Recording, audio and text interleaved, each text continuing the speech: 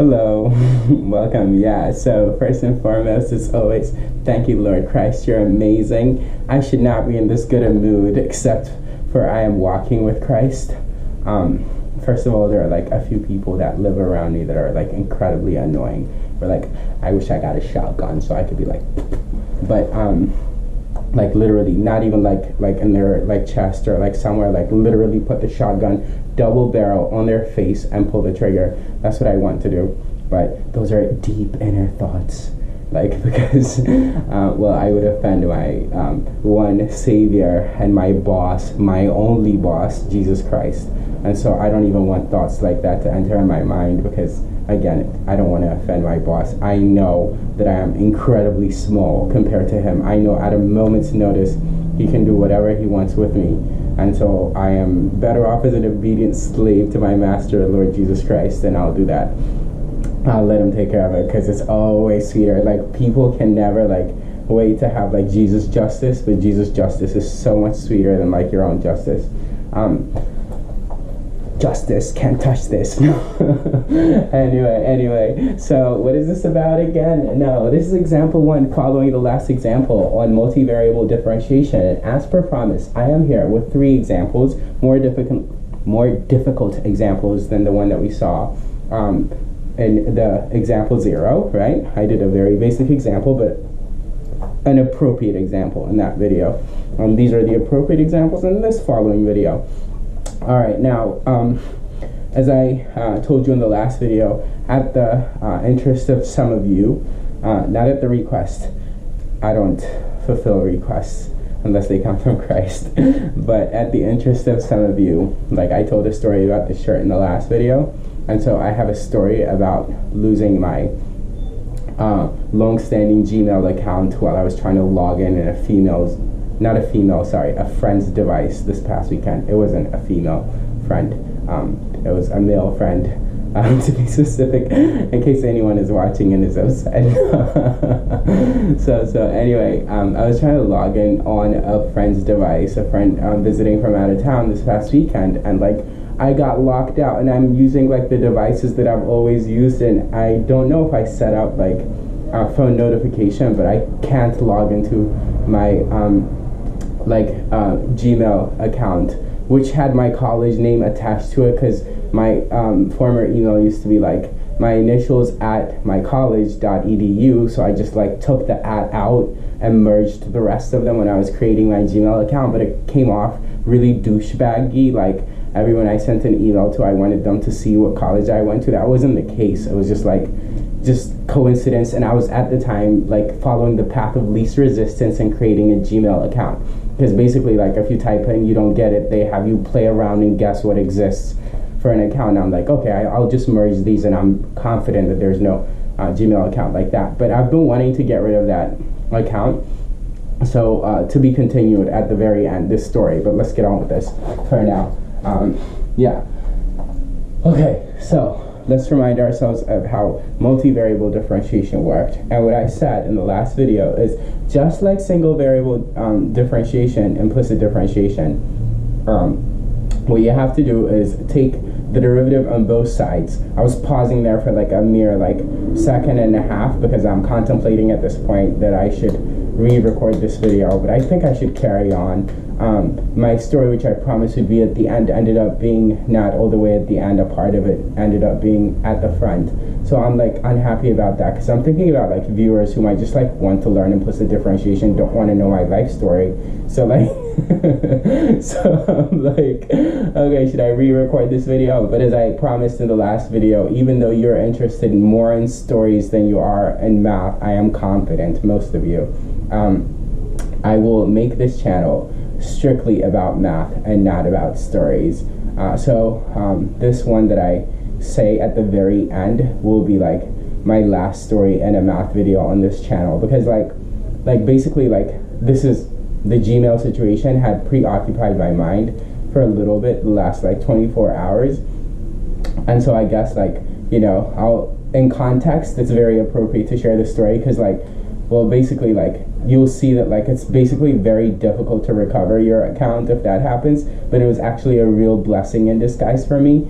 And so this is like actually something that would benefit a lot of you if you find yourself in a similar situation. So that's why I'm sharing this story. That's why it feels appropriate. But otherwise, as I said, this channel has got to be about math and math only. So let's get on with this. And what we said in the last video on this, in example 0, is that just like single variable implicit differentiation, we have to take the derivative on both sides of the equal sign. Otherwise, now since we have multivariable function, specifically in all three of them a function of two variables x and y, it doesn't make sense to talk about just dz dx. It makes sense to talk about dz dx and dz dy, right? As opposed to when we had y equals f of x, when we talked about dy dx. Here what we have is z equals f of xy, so it makes sense to talk about dz dx and then dz dy, right? So in all three of these, that's what we're doing. We're figuring out what dz dx and dz dy are. Also, we said in example 0 that if you were able to get your function in the form z equals f of xy, that is, if you're able to isolate your implicitly defined curves for z, if you're able to isolate z in them, which we're claiming we're unable to do in these situations, right? But if you're able to do it, then it turns out that dz dx, as I said in the last video, it turns out that dz dx is simply equal to the partial with respect to x of z, so that's fx of x comma y, which I always abbreviate as fx, or zx if you want to call it that, right? Okay, that's equivalent to, in the single variable case, saying that if you've got y equals f of x, y prime is dy dx, right? But here dz dx is this, and dz dy has an analogous definition, which is that dz dy is equal to fy of xy, which is simply fy, or as I said, you could say zy, as I said in the x case. Right, okay. But, so here we're saying that we cannot get z by itself, right? So if we're unable to get z by itself, then what do? Well, we do implicit differentiation. I already told you the rules. When we're trying to find dz dx, anytime we encounter a term involving z that we have to take the derivative of, we have to immediately multiply by dz dx. That's when we're looking for dz dx. And of course, the other rule is that we have to take the derivative on both sides, just like the single variable implicit differentiation. And anytime we're taking the derivative of something that has a z term, right? So the derivative of something that has a z, but we're looking for dz dy, we have to immediately, upon taking the derivative of the term involving the z, multiply by dz dy. Yeah, okay, cool. So let's get on with this. This feels so labored. I'm like really contemplating like ending the video right now. Okay, but let's get on with the first one. So the first one, well, we're looking for dz dx in this case. So 2x, the start, but anything involving a y is just a constant because we're looking for dz dx. So this whole thing is a constant, so its derivative is 0. So I can write plus 0, but it doesn't make sense to do that. So I'll just skip on to the derivative of this. Now the derivative of this by chain rule is going to be 2 times x plus y, and then times, right, times what? Well, we're doing dz dx, so times the derivative of x is 1, and then this is z, right? That's why I cared. The derivative of x is 1, and then plus the derivative of z is also 1, but I just took the derivative of something that has a z in it, so I must multiply by dz dx. So, but not the good old derivative, partial derivative, dz dx, like that. Yeah? Okay, cool. I guess the reason why I'm holding on to this red marker is to write the dz dx in red. So let's do that. Otherwise, this red marker I'm hanging on to has got no purpose. Okay, equals what? Equals the derivative on the right side. The derivative of 9 is 0. Got it. Okay. So now we could distribute here and there, right? And so I guess that's our next move. And we could at the same time take this to the other side. So what do we have? Actually, yeah, this is what I'm going to do. Take this to the other side. So that would be minus 2x on the right side. But then also I'm going to at the same time, after moving this to the other side, divide by this on both sides. So that would be 2 times x plus z, right?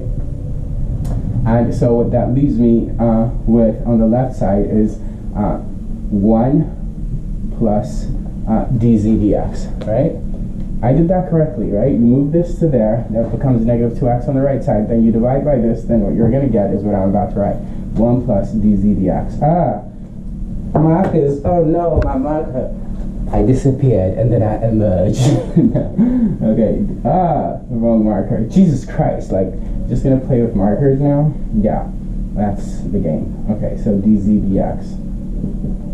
Alright, so obviously the only thing you've got left to do is subtract 1 from both sides, and then you go get here and be like, oh yeah, we totally done, right? Okay, so we go on to 2, but maybe we need water. Like, I think the most distinct, like, English word, like English as opposed to like American English, is water. I am thirsty for some water. Water versus water. I need some water. Okay, 2. Alright, well, we having too much fun, ain't I? So, we didn't do dz dy. Okay, so let's do that. dz dy. Well, so the derivative of the x squared is nothing. So we go 2 times, and then it's y minus 1. The derivative of the inside, y minus 1 to the first, obviously. And the derivative of the inside is the derivative of y minus 1. That's just 1 minus 0, 1 plus 0, whatever you want to say. But yeah, basically it's 1, so I don't need to write it. And then plus, and then we go to this part. So that's going to be 2 times, and then it's x plus z, right? And then to the first power, but by chain rule, we need to multiply by the derivative of the inside. Now, we're doing dz dy this time. So the derivative of the inside, x is a constant, so the derivative of that is nothing. But then the derivative of z is 1. So we get 1 times, but then we just took the derivative of something that has a z in it. So we go dz dy this time, right? Equals what? Equals nada. Equals 0. Got it. Then we take this to the other side, and when we do, I could write it like this. I mean, you could like contemplate why I could do this, but this is what it's going to become. You should understand when I take this to the right side. You should understand. And then I have divided by, right, and then 2 times x plus z. So what I just did is, like, I took this to the other side and I divided by this in the subsequent step, and the next step. I don't know if I used subsequent correctly there, but whatever. Okay. I'm a maths guy. I'm not a speaker. Okay, so I'm gonna be like, oh yeah, this 2 is gone, this 2 is gone, that's what I've got, and that's that for 1, yeah? Okay, let's do the next couple much quicker. Okay, now that you've got the hang of that. So let's start with dz dx first. So you see, in this part, y is a constant, so I do y times the derivative of ln x, that's times 1 over x, and then I'm totally focused right now, plus, this is going to require product rule, right? So we're going to go plus 1 times z squared, and then it's going to be plus x times 2z. I just took the derivative of something that has a z in it, so dz dx, right? And then equals the derivative of this. Well, that's just 2, but we just took the derivative of something that has a z in it. So 2 times 1 dz dx, right? And then it's minus, well, derivative of x, since we're doing it with respect to x, derivative of x is 1. Got it. Okay, so now what? Well, we've got a y over x here and a z squared here. So it's better that we collect the dz dx's on the other side, bring this one to the left. So what I'm going to write in my next step is y over x plus z squared plus 1. This is me bringing this one to the left side, equals, as I said, I'm going to take this to the right side, equals what? Equals 2, oh my bad, I'm going to write 2 and then minus 2zx, or 2xz has got a better ring to it, and then times, the parentheses are in black, so times what? Times dz dx. Okay, times dz dx, got it. Okay, cool. So this should be the correct next step. If you're having trouble, well, sorry. Okay, and then ask me questions, over, and then 2 minus 2xz. Okay, over 2 minus 2xz, right? Okay, cool. So then this is what I'm gonna have, which is dz dx is equal to the left-hand side, right? Okay, cool. And so I don't think you need me to do 3 examples, do you? Or you don't need me to do dz dy now. So let's just do dz dy on this. So I just did dz dx on this. I could do dz dy. Dz dy is actually pretty quick, so let's actually do it. Right? So what would dz dy be? Well, dz dy would be, again, for the second example, I was going to skip that part, but let's do it. So here now, ln x is the constant. So we go, the derivative of y ln x is just going to be ln x, and then plus x is a constant, but I have to take the derivative of the z term. So I'm going to get 2xz, but I just took the derivative of the z term.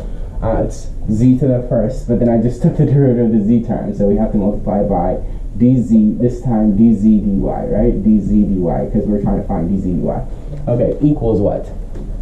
Equals, and then it's going to be, the derivative of this is going to be 2, but then we just took the derivative of something that has a z in it, so we go 2 dz dy, right? Okay, cool. And then minus x, well, its derivative is 0, because now we're doing with respect to y. So I trust that you know how to do the algebra from here to isolate dz dy in this equation, so I'm not going to do that. But I will conclude by doing dz dy on this. I don't know if dz dx or dz dy is harder, but, you know, I'm just picking, so randomly picking, so it's fair. Yeah, okay, so dz dy. If we do that, well, the derivative of this on the left is just sine x, because sine x is a constant, so I have a constant times y. The derivative of that with respect to y is just the constant. So here equals, and then now I've got a term involving a z, so I have to take the derivative. So this here is a constant. Again, we're doing it with respect to y. So since this here is a constant, I'm just going to get x plus 1, but I just took the derivative of the z, and that's how I got just the constant, and it's x squared plus 1. But yeah, I just got the constant, and so that's having taken a derivative of something with respect that has a z in it. So since we're doing it with respect to y, so we've got dz dy, right? Okay. And then we multiply by, obviously, x squared plus 1 on both sides, x squared plus 1. And so here we are. So dz dy is equal to, ooh, my bad, sorry. I canceled at the wrong spot. I'm eager to finish. This is what cancels. So dz dy is sine x over x squared plus 1. Okay, let's do dz dx. Right, okay, so dz dx. I wasn't going to do that, but let's do it. So this time y is a constant, so we go y and then cosine x, right? That's the derivative on the left. And then on the right side, since we have to take the derivative of anything with z, and this time we're doing it with respect to x, this is also a variable, so we have to do product rule. This is not a constant anymore. This was a constant, x squared plus 1. We're doing it with respect to y, but we also have to take the derivative of the z part. So it means that we have to do product rule. So derivative of z is 1, but we just took the derivative of something that has a z in it. So we must multiply by chain rule by dz dx, since this time we're looking for dz dx. So, alright, this is just the beginning of the product rule. And now we multiply by x squared plus 1, because, remember, if you have a times b, product rule says a times b prime is a prime b plus a b prime. And right now we just wrote down the a prime b. The a prime is this, and the b is this, because a is z and b is that. Yeah, okay. And then now we go plus z, and then times the x squared plus 1 derivative, that's just 2x, right? So there's no need to take out the red marker, so you just have 2x right there, right? So we get y cos x, and then minus 2xz is equal to, and it's dz dx, that times x squared plus 1. So the next move we're going to have is divide by x squared plus 1 right here. And so this is DZDX. Yeah, okay, I'm done. All right, so back to the Gmail. So what was a blessing about having to go through a hassle? Well, first, my big advice to you is, like, if your Gmail account is not linked to like another account for recovery purposes, do that. And also, like, as you can see, this is my first Gmail account after college, so it was linked to my college email, which I no longer have access to. So make sure that it's linked to an account that you have access to. They should have been able to recover it from my devices, but I'm not going to sweat it. And so this is the blessing in disguise, which is, like, first, like, there are a bunch of people that I used to like that I don't like anymore, that used to email me on Gmail, and I blocked all their accounts, but of course they could create new accounts and come at me. So, like, that won't happen now. That's impossible. I don't have access to that. Lord, I love you. I don't have access to that account. So, like, thank you, Jesus, for your beautiful design. Also, like, everything that I really needed from that email, including some contacts for, like, work reasons, I actually, like, coincidentally, like, a few years back, like, saved on a different file. So anything I really need from that email, like, that I've saved, like, I have it. Anything important, and for, like, YouTube purposes, I use this email, this Polar Pie email, so I, like, rarely go back to my old email as it was. So, like, basically there was nothing on there that I really needed. So this is, like, a blessing in disguise, saying, like, I'm gonna give you a fresh start. And like, you know, I used to use GChat to chat with, like, a few people that were on the old account, a few ex-friends that, like, as Eminem says, are really, like, your enemies with secret identities. Now, anyway, like, I used to have those people, right? Like, and there's still, like, even though I don't talk to them anymore, like, every time I go to Gmail and I sign in, I can still see that they're active, like, from the left column where it shows you the people you used to chat with. And it's like, okay, like, I had, like, emotionally and then metaphorically and spiritually cut off these people, but I couldn't anytime I, like, thank you, Lord. So, like, at first I was a little unsettled because I was, like, had to think about what I had in that email that I, like, you know, wanted to reach to, and I realized there's nothing. In fact, there are only things I want to get away from in that email. Okay. and finally, like, what other advice do I have before I go? Like, oh yeah, yeah, don't like people. I mean, no, what else? Like, no, like, yeah, like, some things are a blessing in disguise. Oh, you already know that. Okay.